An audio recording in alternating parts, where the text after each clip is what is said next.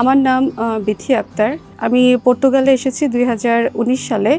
এর আগে আমি ছিলাম ডেনমার্কে আমি আমার মাস্টার্স এর জন্য এসেছি। মাস্টার্সের পর আমি পর্তুগালে চলে এসেছি আমার হাজব্যান্ডের সাথে। আমার পরিচিত একজন আপু আছে, যিনি এখন বর্তমানে আমার খুবই কাছের মানুষ হয়ে গিয়েছে। সেই আপু মিলে আমরা চিন্তা করলাম আমরা একটা গ্রুপ ওপেন করি, যার মাধ্যমে আশেপাশে যত বাঙালি মহিলা ছিটি আছে সবাইকে একসাথে করে আমরা যেন একটা সুন্দর পরিবেশ সৃষ্টি করতে পারি, একটা কমিউনিটি ক্রিয়েট করতে পারি। সেই চিন্তা থেকেই আমাদের প্রথম পথ চলা হয় বাংলাদেশি উইমেন্স ইন পর্তুগাল নামে একটি গ্রুপ। যে গ্রুপ আমরা ওপেন করেছি 2020 সালে। এখন সেটা 5 বছর হতে যাচ্ছে আলহামদুলিল্লাহ। আর আমাদের এই গ্রুপের শুধুমাত্র মহিলাই আছে, যাদের সংখ্যা এখন প্রায় 2000-এর উপরে।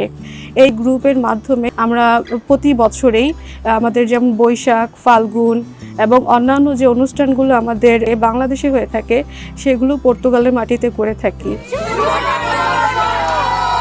এই গ্রুপের মাধ্যমে সবাই কম বেশি অনেক উপকারিতা পেয়েছে। যেমন যারা নতুন এসেছে আমাদের মহিলাদের মধ্যে, তারা আসার পরেই অনেকে বেবি কনসিভ করেছে, কোথায় ডাক্তার দেখাবে, কিভাবে ডাক্তার দেখাবে, কোথায় গেলে তারা সার্ভিস পাবে, এই রিলেটেড তারা কোশ্চেন করে থাকে। যেসব আপুরা অভিজ্ঞ আছে তারা খুবই ফ্রেন্ডলি, তারা সব কোশ্চেনের অ্যান্সার তাদেরকে খুব পোলাইটলি বুঝিয়ে বলে।